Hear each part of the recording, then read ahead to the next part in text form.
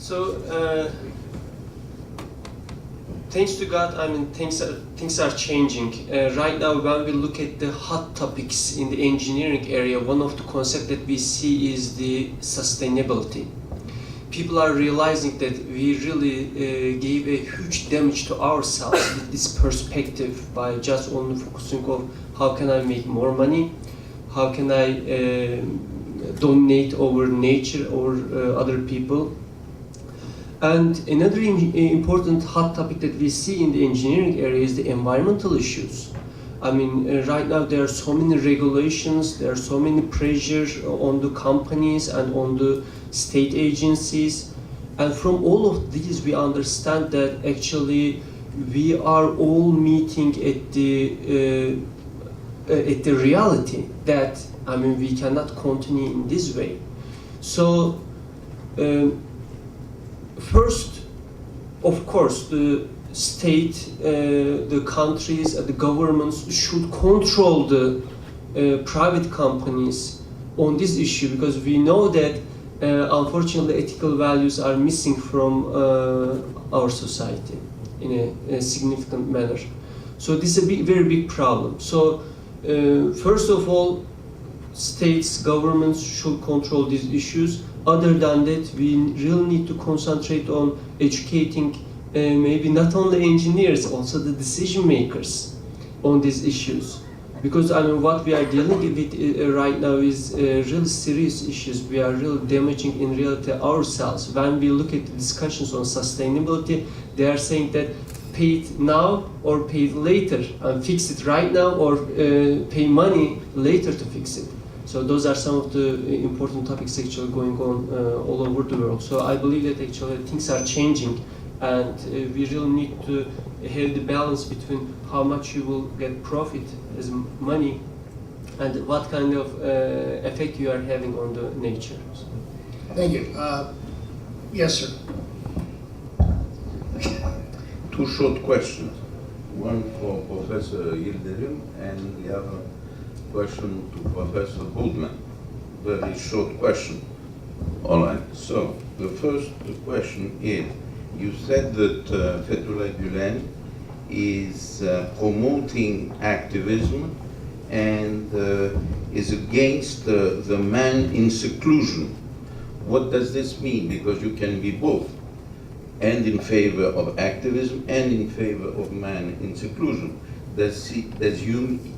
Is it your interpretation, or does this mean that he's against monks, for instance? And I'll give the second question, and then you can answer. A very short question. It was very interesting what you said about the color of God. So it brought to my mind that in another religion, Hinduism, Krishna has a color, and it's dark blue. It's very specific, it's dark blue. So how do you interpret in this other religion the color of God? Thank you. So let me try to answer your questions. First of all, these discussions that we are having today are not new discussions. They have been going on for centuries, actually in the last, since the 19th century.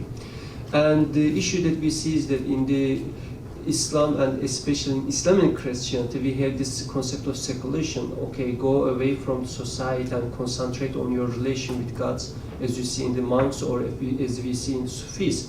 But what Gulen is saying, that I mean, these in our time, these will not work.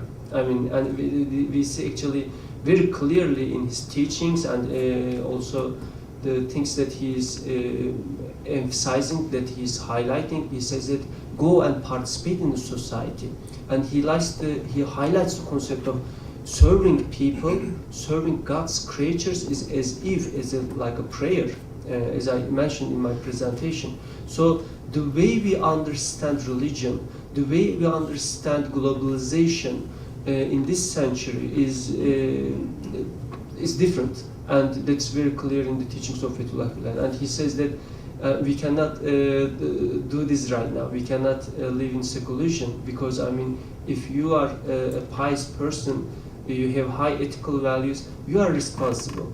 You need to bring them in the society. If you have these values, you need to share it with other people. So that's what I understand from the teachings of Fethullah. I hadn't thought of that application, but it's a perfect application because Krishna is one manifestation of the essential divine, Brahma, and Vishnu is another, Kali is another who is black, and so you have a variety of narratives, many of them associated with a particular color, and all of them narratives of the divine. Thank you.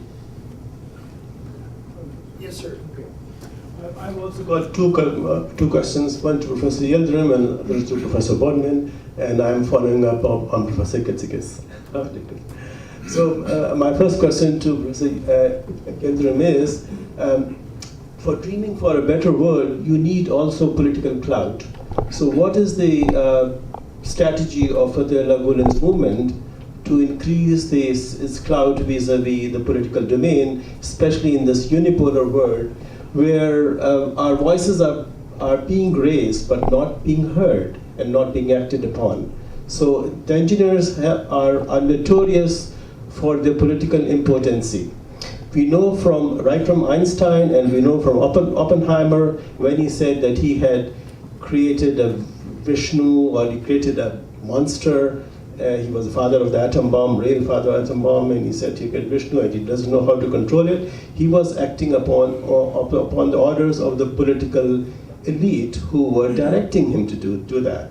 So engineers have, as the first questioner also said, that we don't know how to deal with the political overlords, how to do that, and whether any thought has been given to this. So my question. So second question is Professor Bodman. Fantastic interpretation and very colorful speech. You've talked about tolerance and about interactions and tolerance. And Karen Armstrong recently came here, and she delivered a lecture on compassion, knowing God, and compassion. And she's coming out with a charter of compassion. And this is due next month, in November. This is being supported in a way by United Nations also. Have you heard anything about it? Or is there any interaction? I mean, we have so many movements going on, but not an integrated approach towards a common goal. Thank you.